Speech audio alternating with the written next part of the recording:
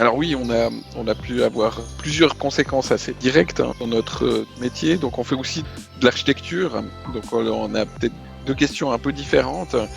Au niveau de l'architecture, ben voilà, l'arrêt de certains chantiers suite à des décisions prises de manière un peu unilatérale par certains cantons.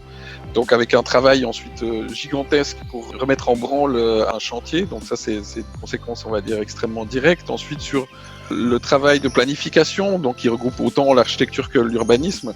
En fait, on a simplement des problématiques pour des grandes séances ou des choses comme ça qui ont été reportées, donc on a des retards sur certains projets.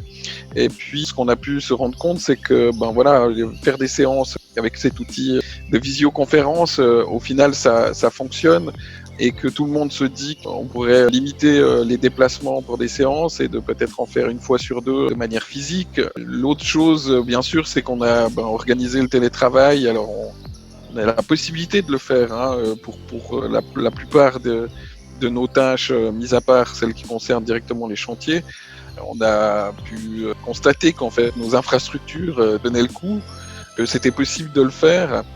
Et puis ensuite, ce qui est assez intéressant aussi, c'est de se rendre compte que ces situations d'incertitude, de tension, ont permis de constater, ou plutôt elles renforcent certains caractères de personnes et sont assez révélatrices en fait des peurs ou des façons de réagir, d'appréhender les choses.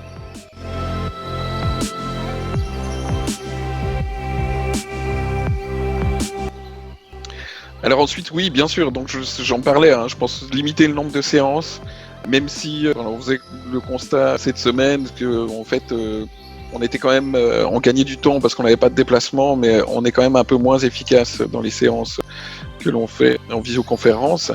Par contre, pour plein de petites choses, de suivi, tant qu'on n'est pas dans la création, hein, dans l'acte du projet, on va dire, ça fonctionne relativement bien. Ensuite, quand on doit être plutôt dans les logiques brainstorming, de création, c'est un petit peu plus compliqué et c'est là où on est beaucoup moins efficace. Donc, ce sera peut-être une chose à prendre en considération, c'est de différencier en fait les séances et de se poser la question est-ce que cette séance j'ai besoin d'avoir le contact physique pour la mener, ou est-ce que pour finir ces outils qu'on a pas découverts parce qu'on les connaissait déjà, mais vraiment utilisés de manière beaucoup plus intensive, ne sont pas une solution et qui permettent d'éviter quand même des déplacements nombreux.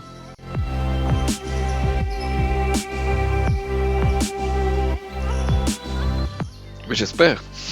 J'espère, parce que là, voilà, j'ai parlé principalement de la question, on va dire, professionnelle directe. Mais en soi, je pense qu'on a dû aussi apprendre à vivre un peu différemment et à simplifier beaucoup de choses, à peut-être ralentir aussi, prendre plus de temps pour faire manger, pour voilà, manger 3 fois par jour à la maison, ça change passablement. Donc il y a d'autres choses qui, je pense, sont bonnes à prendre en fait dans cette expérience pour finir qu'on a tous vécu. Bien sûr, sans mettre de côté le côté extrêmement dur qui a été pour les personnes qui travaillent dans les soins et les personnes qui ont été directement touchées, mais autrement, je trouve qu'on a plutôt eu une légèreté de vivre pendant cette période, pour ma part.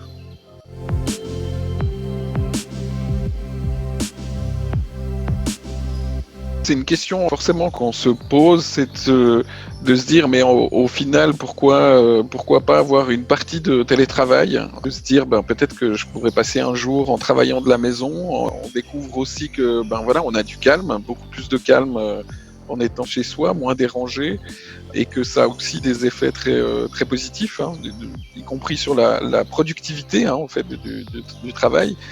Mais avec aussi des avantages, c'est le fait, je parlais de la cuisine, hein, mais il y a beaucoup de choses qui prennent de la durée à être fait, mais pas de beaucoup de temps. Donc ça permet peut-être de préparer une pâte à pain. Alors, on a beaucoup parlé du pain que tout le monde s'est mis à faire chez soi pendant cette période, mais c'est vrai que ça prend pas énormément de temps en soi, mais il faut du repos, il faut être présent à la maison pour pouvoir le faire. Donc voilà, c'est plutôt dans ce sens-là et de se poser cette question-là. Et ensuite, c'est peut-être aussi le côté du renforcement du lien dans le voisinage que j'ai trouvé très très fort pendant cette période.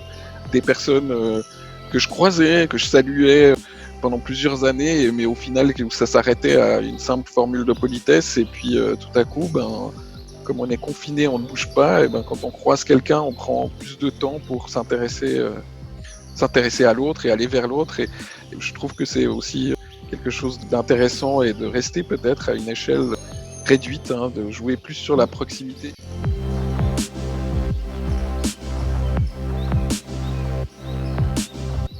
L'adaptation.